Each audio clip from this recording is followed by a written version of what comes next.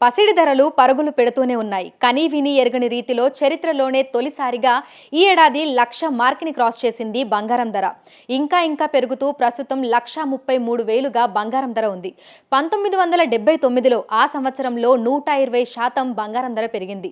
మళ్ళీ ఈ ఏడాది 60% ఒక్కసారిగా పెరిగింది. భవిష్యత్తులో పరిస్థితి ఏ విధంగా ఉండబోతుంది? ఈ ఏడాదిలో ఈ విధంగా బంగారం రేట్లు పెరగడానికి గల కారణాలేంటి అనేది తెలుసుకుందాము. మనతో పాటు సుప్రీంకోర్టు న్యాయవాది, ఆర్థికవేత్త డాక్టర్ జీవీ రావు గారు ఉన్నారు. మిగతా విషయాలను ఆయన మాటల్లోనే అడిగి తెలుసుకుందాము. నమస్తే సార్. సార్, ప్రస్తుతం చూస్తున్నాము బంగారం ధరలు కనీ విని ఎరగని రీతిలో పెరుగుతూనే ఉన్నాయి.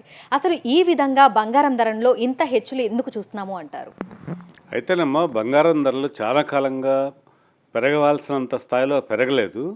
కాకపోతే అసలు బంగారం ధరల్లో మార్పులు అంటే ఎక్కువగా పెరగటానికి దారితీసేటువంటి పరిణామాలు ఏంటి అంటే, ఒకటి అంతర్జాతీయ పరిస్థితులు. అంటే ఎప్పుడైనా సరే దేశాల మధ్య యుద్ధ వాతావరణం నెలకొన్నా, లేకపోతే రియల్గా వారు వచ్చినా, గ్లోబల్ అన్సర్టనిటీస్ వల్ల ఆర్థిక పరమైనటువంటి ఇబ్బందులు ఏదన్నా ఒక దేశానికి వచ్చినా, అవే ఎక్కువ దేశాల్లోకి వెళ్ళినా, ఈ ప్రభావాలన్నీ కూడా గోల్డ్ రేట్స్ మీద ఎఫెక్ట్ చూపిస్తాయి. మనం చూస్తే రష్యా ఉక్రెయిన్ వారు మొదలైన తర్వాత ఎప్పటికప్పుడు ఇదిగో ముగిపోతుంది అనుకుంటూనే కాలం గడుస్తుంది, కానీ వారైతే ముగియలేదు. అది అలా ఉండగానే మరోవైపు మరికొన్ని దేశాల మధ్య కూడా ఉద్రిక్త వాతావరణం రావటం, అలాగే ఇండో పాక్ మధ్య కూడా కొంతకాలం ఉద్రిక్త వాతావరణాలు రావటం, అలాగే అమెరికా ఆర్థిక మాంద్యంలోకి వెళ్ళిపోతుందనేటువంటి భయాలు నెలకొనటము, మళ్ళా ట్రేడ్ బ్యారియర్స్ ఒక ఎఫెక్ట్ వల్ల వివిధ దేశాలతో అమెరికా యొక్క సంబంధాలు కొంత దెబ్బతినటము, మరోవైపు నుంచి ప్రపంచ దేశాల్లో ఉండేటువంటి వివిధ బ్యాంకులు అంటే కేంద్ర బ్యాంకులు బంగారం నిల్వలను పెంచుకోవడానికి పోటీ పడుతూ వచ్చాయి. అంటే ఈ రోజున చైనా, అమెరికా, భారత్ ఇలా ప్రధానమైనటువంటి కేంద్ర బ్యాంకులన్నీ కూడా వాళ్ళ యొక్క బంగారం నిల్వలను పెంచుకుంటూనే పోతున్నాయి. నిజానికి బంగారం రేట్లు పెరగటానికి మీరో నేనో ఏదో కొద్దిమంది ఇండివిజువల్స్ బంగారం కొన్నంత మాత్రానికే బంగారం రేట్లు పెరిగిపోవు. బంగారం రేట్లు పెరగటానికి ప్రధానమైనటువంటి కారణం కేంద్ర బ్యాంకులు ఈ బంగారం నిల్వలను పెంచుకోవాలనేటువంటి పట్టుదలకి రావటమే దీనికి ఒక ప్రధానమైనటువంటి మొట్టమొదటి కారణం. తర్వాత రెండో కారణం ఆర్థిక పరమైనటువంటి ఆంక్షలే కానివ్వండి, తర్వాత వివిధ దేశాల మధ్య ఉన్నటువంటి యుద్ధ వాతావరణం కానివ్వండి, తర్వాత మూడోది ఎప్పుడైతే ఎకానమీస్లో కొంత ఇబ్బందికరమైన పరిస్థితులు వచ్చాయో వీటన్నిటి వల్ల స్టాక్ మార్కెట్లో ఉండేటువంటి అవకతవకలు కానివ్వండి, లేకపోతే అక్కడ ఉండేటువంటి ఆటుపోట్లు కానివ్వండి, వీటన్నిటి కారణాల వల్ల ఇన్వెస్టర్స్ కూడా గోల్డే సేఫ్ హెవెన్ ఆఫ్ ఇన్వెస్ట్మెంట్ అనుకోవటం వల్ల బంగారం అలా పరుగులు పెడుతూ వచ్చింది. ఈ పరుగు ఇప్పట్లో ఆగేటువంటి అవకాశం అయితే కనిపించట్లేదమ్మా. అయితే 70,000 ఉన్నప్పుడే వామ్మో తులం బంగారం 70,000 అయింది అని అనుకున్నాము. కానీ ఊహించని రీతిలో 1,00,000 మార్కుని దాటేసింది. ఇప్పుడు 1,33,000గా ఉంది. ఈ ఏడాదిలో 60% బంగారం రేట్లు పెరగడానికి గల కారణం ఏమంటారు? అంటే 2025లోనే ఈ విధంగా పెరగడానికి గల కారణం, ప్రధాన కారణం ఏమై ఉండొచ్చు అంటారు? ముఖ్యంగా 2025లో ఈ విధంగా పెరగటానికి కొన్ని ముఖ్యమైన కారణాలు మనం పరిశీలిస్తే, ఇండియా మనకి ఇప్పుడు రష్యా, అమెరికా ఎంత ప్రయత్నాలు చేసినప్పుడు కూడా ఉక్రెయిన్తో ఉన్నటువంటి వారిని బంద్ చేయలేకపోయారు. సో అదే కాకుండా అంతర్జాతీయ పరిస్థితుల్లో కూడా ఆశించిన స్థాయిలో మెరుగుదలలు రాలేదు. అలాగే అమెరికా టారిఫ్ భయాలు కూడా వివిధ దేశాలని ఎక్కువగా వెంబడించాయి. ఈ కారణాలన్నిటి వల్ల వీటితో తోడుగా మళ్ళీ మరోవైపు వడ్డీ రేట్లు కూడా తగ్గుతున్నాయి ప్రపంచవ్యాప్తంగా అనేటువంటి కారణం వల్ల కూడా ఈ ఏడాదిలో ముఖ్యంగా ఇంత పెరుగుదల అనేది మనం చూసాం. కాకపోతే 1979లో 120% పెరుగుదల అనేటువంటిది అదొక హిస్టారికల్గా జరిగింది, కానీ ఆ స్థాయిలో మళ్ళీ ఈ ఏడాది ఒక 100%, 120% రైజ్ వస్తుందని మనం ఆశించలేము. ఇక్కడ కొంత స్టెబిలిటీ రావచ్చు ఈ 1,30,000 స్థాయిలో. అంటే గోల్డ్ ఇప్పుడు ఈ ఏడాది డిసెంబర్ వరకు, అంటే ఇప్పుడు ఈ డిసెంబర్ అయిపోయింది, మళ్ళీ మార్చి వరకు కూడా మనం చూస్తే ఇక్కడి నుంచి కొద్ది మార్పులతోనే ఉండొచ్చు. అంటే 1,25,000 నుంచి 1,40,000 మధ్య మాత్రమే కదలాడచ్చు ఈ కమింగ్ 3-4 మంత్స్లో కూడా. కాకపోతే లాంగ్ రన్గా ఆలోచించిన ఇన్వెస్టర్స్ ఏం చేయాలంటే, ఇప్పటికే బంగారంలో పెట్టిన పెట్టుబడిని పొరపాటుకు కూడా అమ్ముకోకండి. దాన్ని ఎప్పటికీ కూడా కుటుంబ ఆస్తిగానే ఉంచుకోండి. ఇప్పటికీ లేనటువంటి వాళ్ళు కాస్త తగ్గినప్పుడల్లా దీనిలో కొనేటువంటి ప్రయత్నాలు చేయండి. బంగారం ధరలు ఇంకా తగ్గవా అంటే కాస్త తగ్గుతాయి. కరెక్షన్ లేకుండా వన్ వేలోనే వెళ్తూ ఉంటుందంటే ఎప్పటికీ అలా జరగదు. ఇవాళ 1,33,000 ఉంది. ఈ కమింగ్ 1 వీక్లో మళ్ళా 1,25కో 1,26కో వచ్చే అవకాశాలు పుష్కలంగా ఉంటాయి. కరెక్షన్స్ అనేటువంటిది ఇన్విటబుల్గా జరుగుతూనే ఉంటాయి.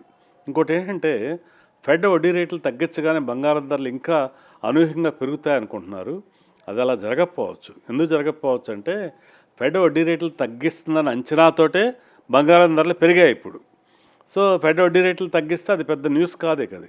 అది అనుకున్నది అనుకున్నట్టే జరిగింది కాబట్టి వడ్డీ రేట్లు తగ్గిస్తే కొత్తగా పెరగకపోవచ్చు.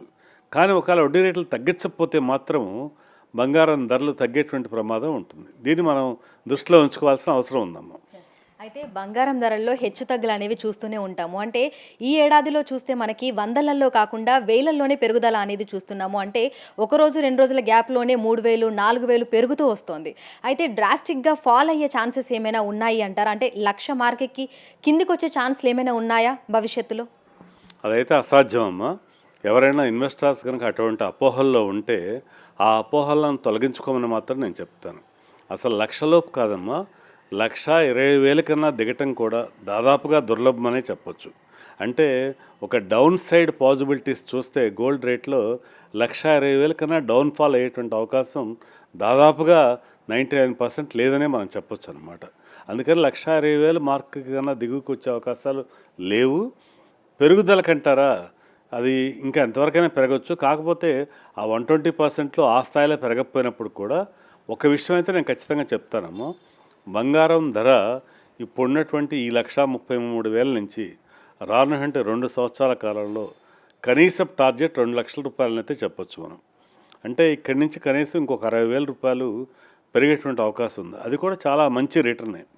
అలాగే ఒక 4-5 సంవత్సరాలు కనుక గోల్డ్ ఇలా హోల్డ్ చేయగలిగితే, అంటే 2030 వరకు కూడా ఒక 5 సంవత్సరాలు కనుక గోల్డ్ని ఇలాగే హోల్డ్ చేయగలిగితే 2.5 లక్షల నుంచి ఇంకా ఆ పైకి కూడా గోల్డ్ పెరిగేటువంటి అవకాశాలు ఉన్నాయి. వీటన్నిటిని కూడా దృష్టిలో ఉంచుకుని కుటుంబాలు ఉండేటువంటి వాళ్ళు ఎవరైనా, ఇంట్లో ఆడపిల్లలు ఉండేటువంటి వాళ్ళు ముఖ్యంగా ప్రధానంగా బంగారం మీద పెట్టుబడుల సురక్షితత్వాన్ని గుర్తెచ్చుకుని దానిలో ఇన్వెస్ట్మెంట్ని కొనసాగిస్తే వాళ్ళకి భవిష్యత్తుకి అది చాలా మంచి ఉపయోగకరంగా ఉంటుంది. ఈ జాగ్రత్తలు కనుక ఇప్పుడు తీసుకుని కొనటం మొదలుపెట్టకపోతే రానున్న రోజుల్లో ఆడపిల్లల పెళ్ళిళ్ళ సమయంలో బంగారాన్ని కొంచెం కూడా సమకూర్చుకోలేకపోయినటువంటి వ్యధే మిగులుతుంది. కాబట్టి దీనికి ఒక పరిష్కారం ఏంటంటే క్రమం తప్పకుండా రేట్లతో సంబంధం లేకుండా ప్రతి నెల కూడా 1 గ్రామ్ కనీసం బంగారం కొనుక్కుంటూ వెళ్ళటమే వీటన్నిటి కూడా చాలా ఉత్తమమైనటువంటి సొల్యూషన్ అని నేను చెప్తానమ్మా. అయితే భారతదేశంలో పెళ్ళిళ్ళైనా, పండుగలైనా, ఇతరత్ర శుభకార్యాలు ఏవైనా సరే ఎంతో కొంత బంగారం కొనాలి అనేది ఎప్పటి నుంచో ఆనవాయితీగా వస్తుంది. మహిళలకు కూడా బంగారు ఆభరణాలంటే ఎంతో ఇష్టం. కానీ ప్రస్తుతం చూస్తే కూడా ఈ పెరుగుతున్న రేట్లు కొనాలా వద్దా అనే విధంగా ఉన్నాయి పరిస్థితులు చూస్తే. అయితే మనకి మధ్య మధ్యలో మూడాలంటూ వస్తూ ఉంటాయి, కొన్ని నెలల గ్యాప్ అనేది వస్తూ ఉంటుంది. సో ఆ సమయంలో మనకి బంగారం రేట్లు తగ్గుతాయేమో అని కూడా చాలామంది భావిస్తూ ఉంటారు. అది నిజంగానే మార్కెట్ ఆ విధంగానే పనిచేస్తుంది అంటారా? అంటే సేల్స్ లేనప్పుడు మనకి రేట్లు తగ్గడము అట్లా ఏమైనా జరుగుతుంది అంటారా? అయితే మీరు అన్నటువంటి విషయం అంతా కూడా ఒకప్పుడు నిజం. ఏంటంటే ఈ మోడాల్లో పెళ్ళిళ్ళు జరగవు, తర్వాత గృహప్రవేశాలు ఉండవు కాబట్టి ఆ సమయంలో బంగారం మీద పెట్టుబడులు చాలా తక్కువగా జరుగుతాయి అనేది ఒకప్పుడు మాట. అయితే ఇప్పుడు ఏంటంటే పరిస్థితులు మనం గమనించాల్సింది కేవలం భారతదేశంలో పరిస్థితులను బట్టి బంగారం ధరలు మార్పు చేర్పులు జరగవు. సో ప్రపంచవ్యాప్తంగా ఉన్నటువంటి పరిస్థితులు, ముఖ్యంగా ఫెడ్ వడ్డీ రేట్లో మార్పులు కానీ, ఇంటర్నేషనల్గా ఉన్నటువంటి వార్ సిచ్యుయేషన్స్ కానీ, వీటన్నిటి దృష్ట్యానే బంగారం రేట్లో మార్పులు జరుగుతున్నాయి. కాబట్టి ఈ 3 నెలల్లో కూడా బంగారం ధరలు ఇంకాస్త పెరిగే అవకాశం ఉంది. కానీ ఇది మోడం కాబట్టి ఈ సమయాల్లో బంగారం ధరలు తగ్గిపోతాయని మాత్రం ఆశించవద్దు. కాస్త కరెక్షన్ వస్తే కూడా ఆ కరెక్షన్ మనం ఫ్రెష్ ఇన్వెస్ట్మెంట్కి ఒక ఆయుధంగానే ఉపయోగించుకోవాలి. నేను అందుకే దీని సొల్యూషన్ ఏం చెప్తున్నానంటే రేట్ల అప్ అండ్ డౌన్ గురించి మీరు ఆలోచించకుండా క్రమం తప్పకుండా ఒక స్టాక్ మార్కెట్లో ఎలా సిస్టమేటిక్ ఇన్వెస్ట్మెంట్లో నెలకు ఒక 5,000 రూపాయలు ఎట్లా ఇన్వెస్ట్ చేస్తారో ఆ రకంగా బంగారంలో కూడా క్రమం తప్పకుండా ప్రతి సామాన్యుడు కూడా అట్లీస్ట్ 1 గ్రామ్ బంగారాన్ని కొనుక్కుంటూ పోతే ఒక 5 ఏళ్ల పాటుగా వాళ్ళకి అది ఎంతో ప్రయోజనకరంగా ఉంటుందమ్మా. అంతేగాని ఈ మోడాలు చూసో లేకపోతే ముహూర్తాలు చూసో బంగారాలు కొనాలని అనుకోవటం మంచిది కాదు. రెగ్యులర్గా ఇన్వెస్ట్ చేయటమే మంచిది. ఈ ఏడాది చివరి నాటికి అంటే డిసెంబర్లోకి మనం ఎంటర్ అయిపోయాము. ఈ ఏడాది చివరి నాటికి పరిస్థితి ఏ విధంగా ఉండే అవకాశం ఉంది అంటారు? మళ్ళీ అంటే ఇప్పుడు 1,33,000 ఉంది. ఇది ఇంకా పెరిగి 1,50,000కి వెళ్ళే ఛాన్స్ ఏమైనా ఉంది అంటారా? ఏమాత్రం లేదమ్మా. అంటే అది అంతకన్నా దురాశ ఇంకోటి లేదు. ఇప్పుడు 1,33,000లో ఎవరైనా ఇన్వెస్ట్ చేసిన వాళ్ళు మళ్ళీ ఈ 30 రోజుల్లో ఇది 1,50,000 అయ్యే అవకాశం ఉందంటే ఏమాత్రం లేదు అటువంటి అవకాశం. మ్యాక్సిమం ఇక్కడి నుంచి పెరిగితే ఇంకొక 3-4 వేల రూపాయలు పెరగచ్చు. బట్ డౌన్ సైడ్ రిస్క్ కూడా ఉంది. ఇక్కడి నుంచి నా ఒపీనియన్లో ఏంటంటే 1,25,000 నుంచి 1,40,000 మధ్యలోనే కదలాడే అవకాశం ఉంది. అంతకు మించి కమింగ్ ఈ మంత్లో మాత్రమే అంతకు మించి పెరిగే అవకాశాలు లేవు. అనుకోకుండా ఏదన్నా మనకి ఊహించాలంటే పరిణామాలు ఏమన్నా జరిగితే తప్పితే ఇంతకు మించిన మార్పులు జరగకపోవచ్చమ్మా. అందుకని చెప్పి మనం దాని గురించి ఆశపడే కన్నా కూడా మామూలుగా లాంగ్ టర్మ్ ఆలోచనలతోటే బంగారంలో పెట్టుబడి పెడతాం మంచిది. Thank you sir, thank you so much.